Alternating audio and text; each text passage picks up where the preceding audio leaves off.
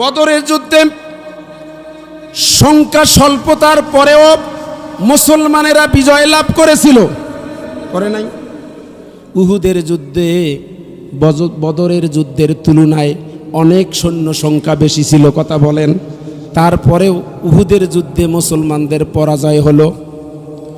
এর কারণ হলো আল্লাহ পাকের মাধ্যমে মুসলমানদেরকে এই শিক্ষাটাই দিয়ে দিলেন যে তোমরা অস্ত্র শস্ত্র সাজ সরঞ্জামের দাম্ভিকতায়, সরঞ্জামের অহংকার যেন তোমরা না করো, বরং তোমরা যেন এই দৃঢ় সিদ্ধান্ত নিতে পারো যে বিজয় কেবলমাত্র আল্লাহর পক্ষ থেকে আসে, কথা বলেন ঠিক কিনা?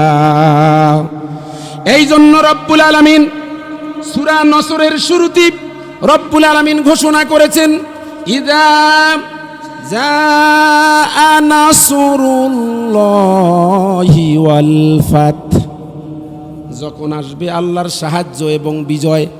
আচ্ছা বলেন তো, সাহায্যের কথা আগে না বিজয়ের কথা আগে? আগে সাহায্যের কথা। তার মানে যখন আসবে আল্লাহর সাহায্য তখন হবে বিজয়, তখন হবে বিজয়।